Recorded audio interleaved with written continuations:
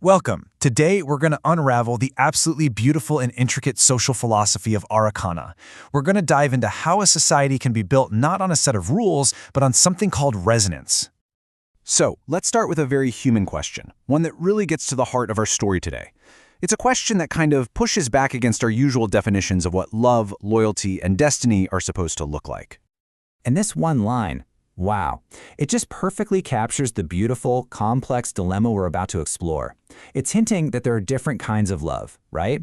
And they're all valid, but they are fundamentally different from one another. So, we're not going to start with some abstract philosophy. We're going to start with a person. His name is Jaru, a really charismatic guy. They call a storm boy. And here's his deal.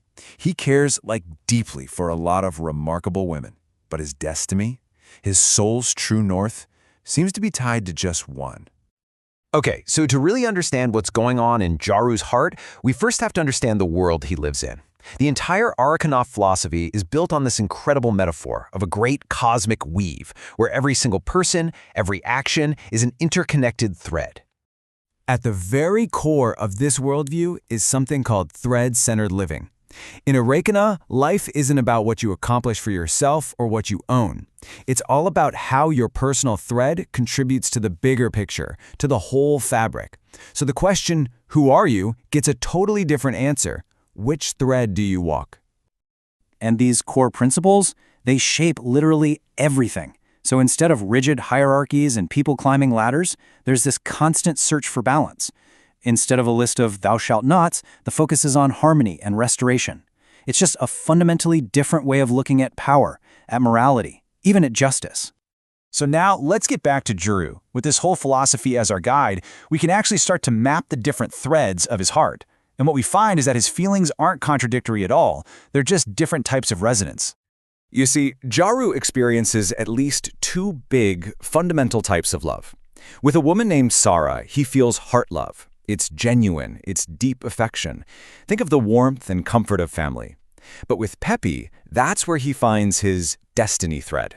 This is a fated, soul-deep connection that actually balances the very core of who he is. It stills that inner storm of his. And listen to this. An elder from his clan, Quaravanazia, explains it perfectly. He says that warmth is essential, for sure, but it's not the same thing as the pull of destiny. Jaru needs both in his life, but they serve totally different purposes in the weave of who he is. And it's not just Sarah. It gets even more nuanced. Other women, like the radiant Kavavina and the magnetic Belazara, they spark what's called flame play. This is all about attraction, challenge, excitement, a thrilling game of wits and chemistry. But again, it's totally distinct from the soul-binding resonance he feels with Pepe, which is described as this inescapable, eternal tide that just claims him. So, here's the crucial point. In this world, love isn't just one thing. It's a whole spectrum of different threads. Jaru's heart has room for the comfort of kinship, the trust of an ally, the spark of attraction, and even the awe of inspiration.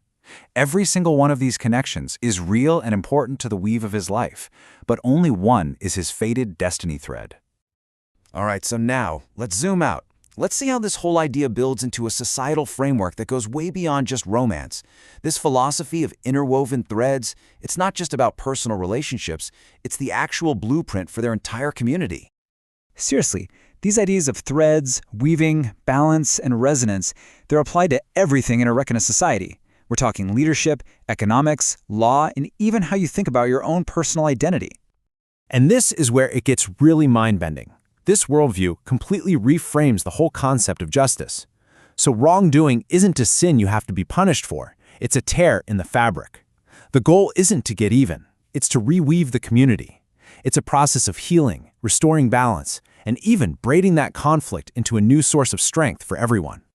This philosophy, it even extends to your sense of self. A person's spirit isn't seen as this isolated thing. No, it can be interwoven with other beings, like the warrior Sarath and his falcon. It just shows their essential interconnected nature. Your identity is your unique thread in this great cosmic weave. Which brings us to the biggest takeaway from all of this.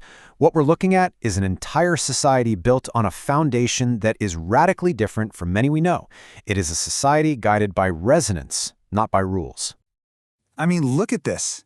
The core difference between this worldview and so many others is just crystal clear. One model is based on obedience to a list of external commands, and it's often driven by fear. The other is based on finding your internal alignment with the flow of the weave, and it's driven by awareness and this deep desire for harmony. The teachings from their goddess Lale just distill this entire philosophy down to its absolute essence. It's not a system focused on salvation or on obedience. The whole goal is internal, to be aware of your thread, to remember your connection to the whole weave, and to live in resonance with all of it. And so, that leaves us with a pretty big question this philosophy poses to all of us. If we viewed injustice not as a crime to be punished, but as a tear in our own social fabric, how would we even begin the process of reweaving our world? What would a justice system actually look like if it were based on healing and restoration first?